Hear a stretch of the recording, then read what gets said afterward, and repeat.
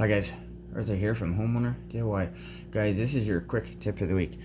So I'm going to replace this hose bib or outside spigot that is run in poly B.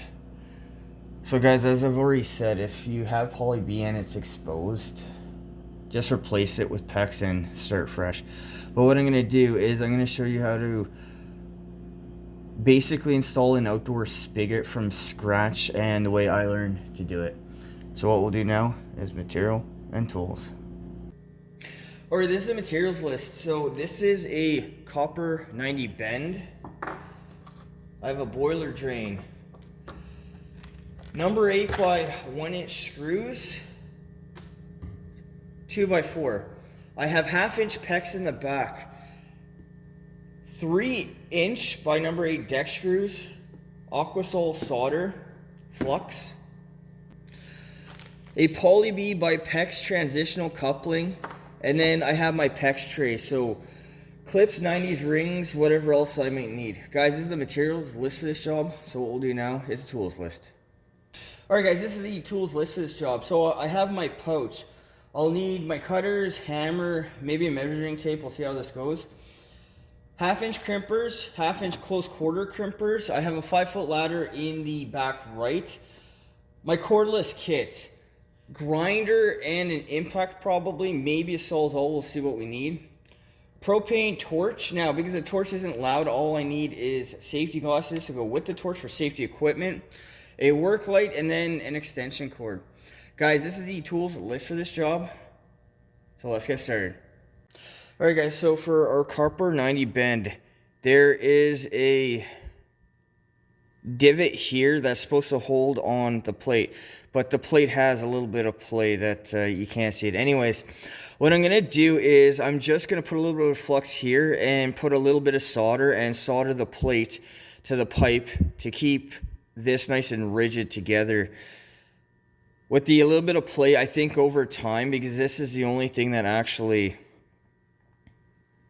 is holding this on. Oh, there's 2 of them, but it's not exactly all that strong. So by putting a little bit of solder here, that will give the plate some strength. So you don't even need to clean it off. Just put a little bit of flux into it.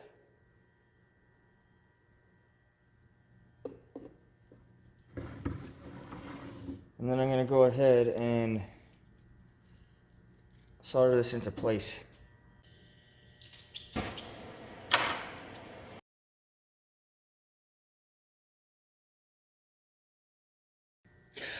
Alright, after it's cooled down, give it about 30 seconds. Be sure to wipe it down with a damp piece of paper towel to get all the flux off it. But that is all that we need to do for the prefab portion for this job. Alright, so we have a stop and drain here, so our cap. Now, I don't know if this is the actual one, but I'm going to shut it off and see if water gets shut off outside.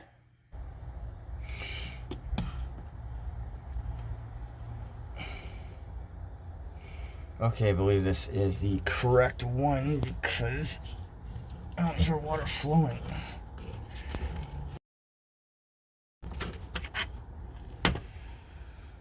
Okay, I think that's correct. Okay, so we can just pull this back. Okay, so what I think I'm gonna do is probably just follow this here and cut this all the way down.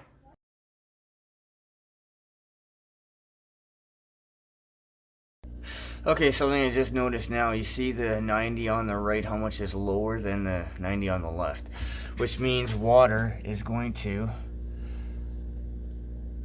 pocket here, and because it's an exterior wall, it could potentially freeze and blow. It's just another example of bad craftsmanship. Alright, so we have our copper 90 bend. Now, if I want to go to this stud here, I would just turn it and then do a swoop, a bend into it. Now, since I'm going to come down this one here, I can just go vertically straight up. But because this is so close, I'm going to have to take a grinder and cut the 3 holes off the right side of the plate, and then I'll use the other holes. 1, 2, 3, 4. I'm not gonna be able to use this one here because it's behind the pipe. I might be able to get it through the side, but I'm going to screw in using all these other holes here and cut this off so it'll stay nice and tight like this. Okay, so I cut off the right side of the plate. Now what I'm going to do is crimp on my pecs.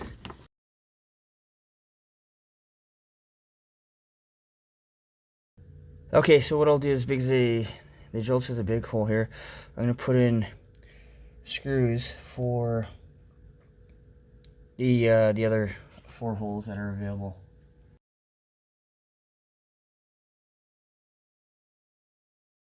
Alright, so I'm going to tack the new line in.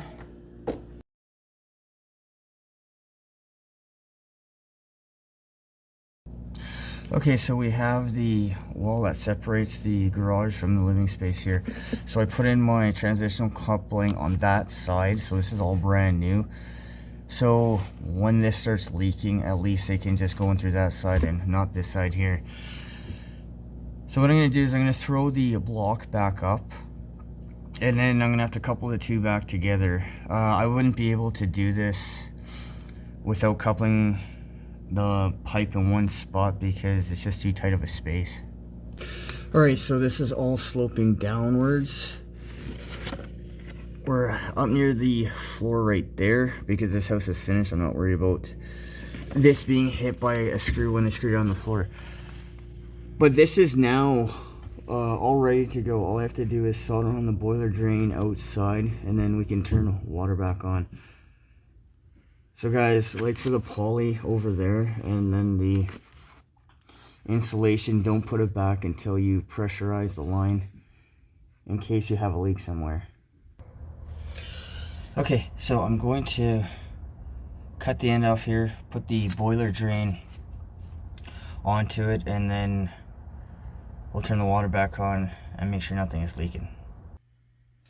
Alright, so we'll turn the hose bib back on.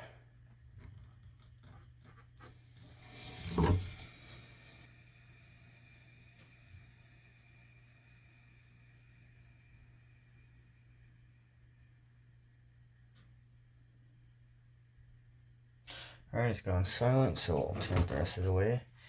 Now I'll check for leaks. Okay, so I don't hear anything dripping, I don't see anything dripping. We come down the line. Everything here looks to be okay, so we'll quickly check outside.